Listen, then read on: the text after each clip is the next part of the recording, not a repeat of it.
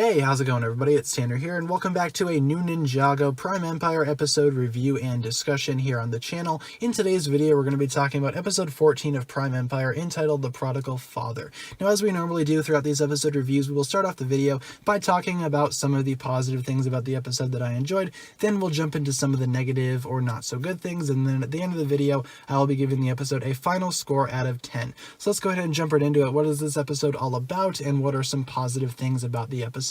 Well, for starters, the episode kind of picks up where the previous episode left off. Pixel and Milton Dyer are still kind of discussing how Prime Empire and Unagami came to be, and the entire episode is kind of just a history lesson, and it provides a lot of context and exposition as to what occurred. And basically what happened was Milton Dyer created a program for Prime Empire, and it got a little too self-aware and started to take over, and that's where Unagami comes from. And the flashbacks also do give us a look at an older version of Scott, who I guess was one of the first testers for the game, who unfortunately is one of the first victims of Prime Empire stealing people away. So that's kind of explains why Prime Empire was kind of shut down and why Unagami is so dangerous. And the episode also explains what Unagami's plan is. We always knew that Unagami was planning on jumping into the real world, but now we finally know how he's going to do it. He has the mechanic on the outside building a portal, which can basically teleport him into the real world. It's kind of like how people enter Prime Empire, except it's kind of the reverse. Unagami enters the real world.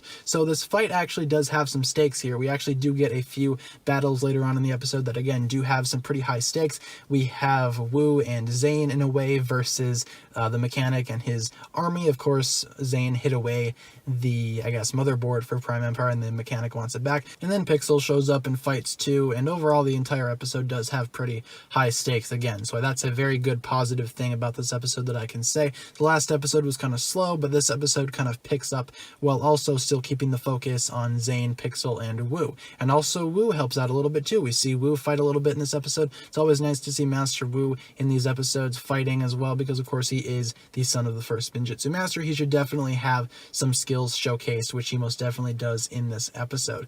And overall the episode, while it may have been just purely an exposition episode, it was really well done for the most part. However, there were a few things that I didn't really catch on with. Again, the exposition could be seen as annoying, and you know, it might not seem as fast-paced as other Ninjago episodes to some people. I personally thought it was fine, so I'm not going to be taking off too many points for that one. But an actual complaint that I do have to discuss though is the fact that Zane's character was kind of out of character in this episode, if that makes any sense. He kind of gives up the hard drive willingly in order to save Wu, which I understand he wanted to save Master Wu, but at the same time I feel like he would have, I guess, sacrificed Wu, if that makes any sense, in order to save all of the other people, because of course Prime Empire runs on people's energy, and if the mechanic can install the hard drive, then several other people will be hurt. All the people that were lost in the game will be affected by that, and I don't really think Zane is one to make selfish decisions like that. And even Wu tells him in the episode, he's like, no, sacrifice me, save all these people. So